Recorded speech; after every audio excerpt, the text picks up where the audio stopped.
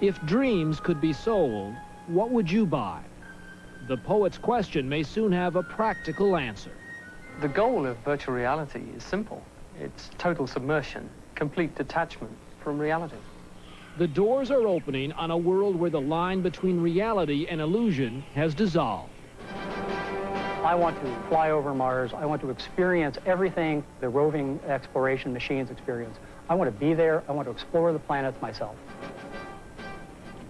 Advances in computer graphics over the past 10 years are making it possible to create artificial three-dimensional worlds, complete and convincing, though they only exist in the mind of the viewer and the heart of the computer.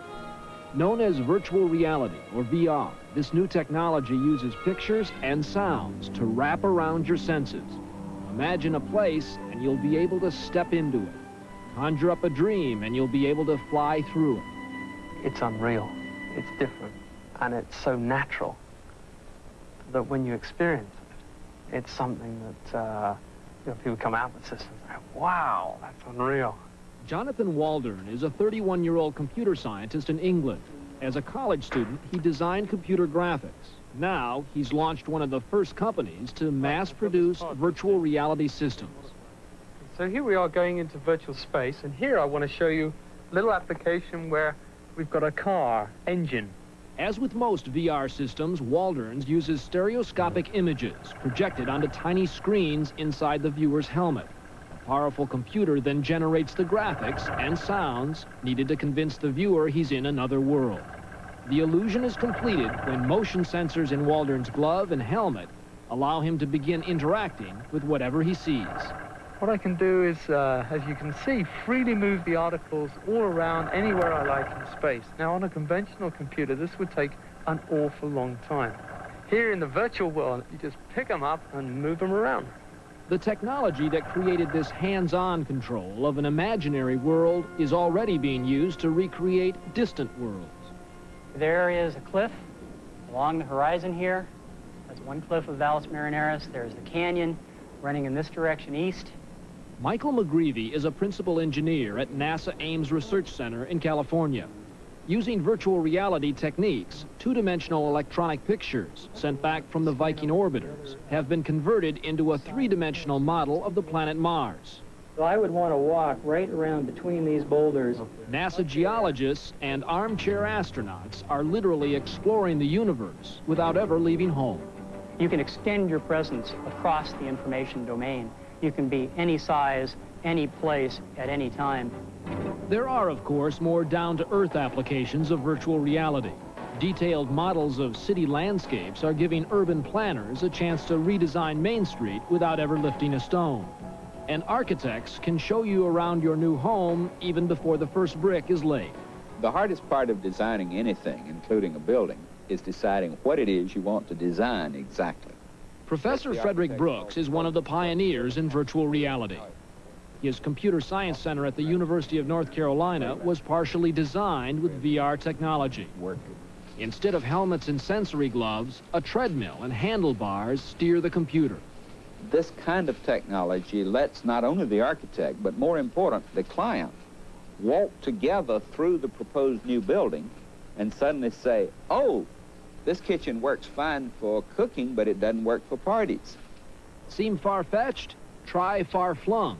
In Japan, virtual reality is already a consumer's choice. In this Tokyo showroom, a housewife thinking about redesigning her kitchen need only slip into VR gloves and goggles. But one of the most promising applications of virtual reality is in medicine. This cancer patient has a tumor. It has to be located and then bombarded with radiation beams. Current techniques for positioning those beams are painstakingly slow and potentially dangerous. The whole technique of radiation therapy requires bringing very strong X-ray beams to bear on the tumor.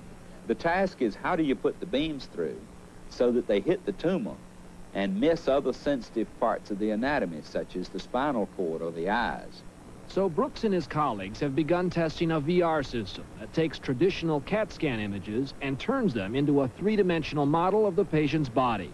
Doctors will be able to plan their method of attacking the tumor on this virtual patient, even before the real patient enters the hospital.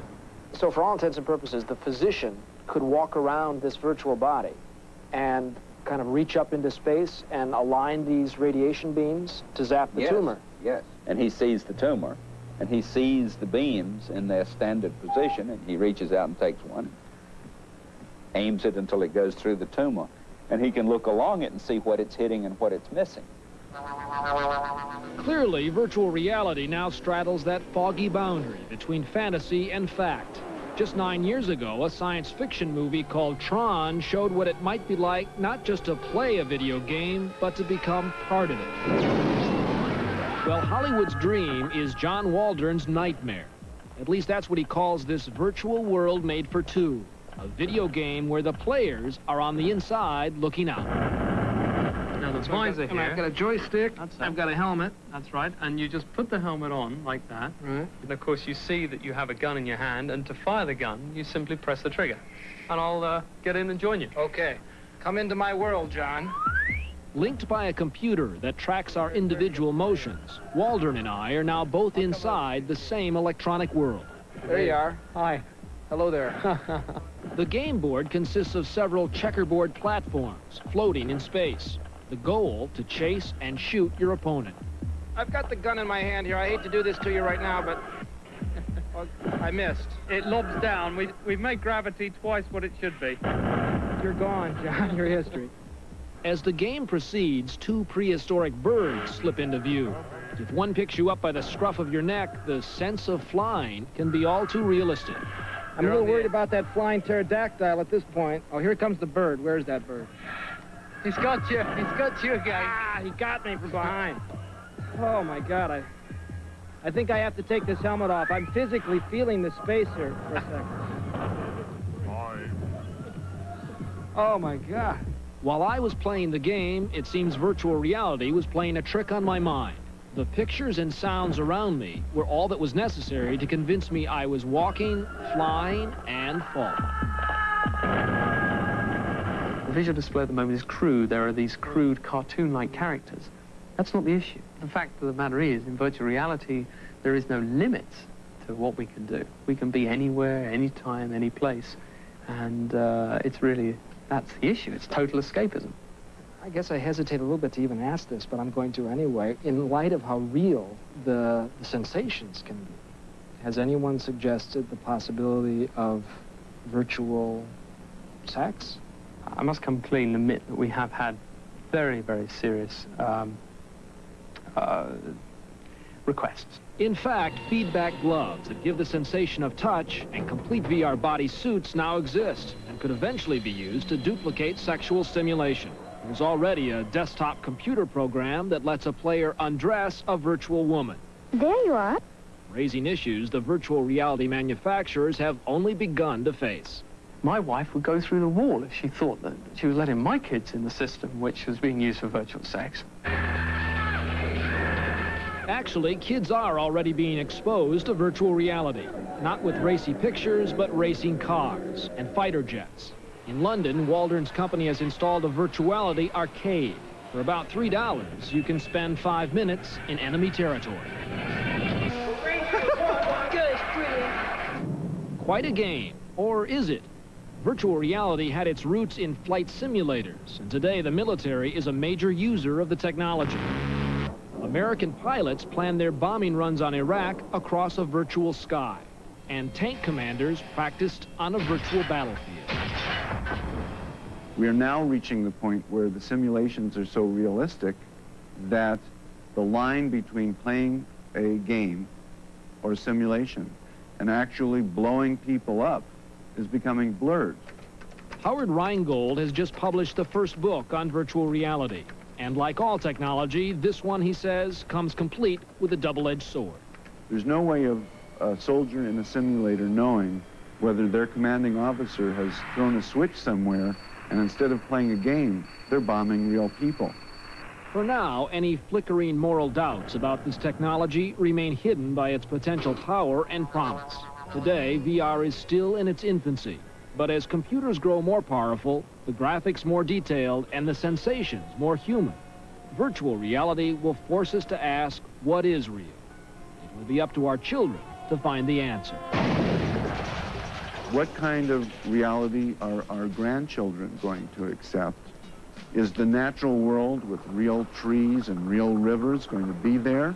Or are we going to live in 800-story high-rises all plugged into our virtual realities in which we walk through artificial forests? This might be a turning point for the human race.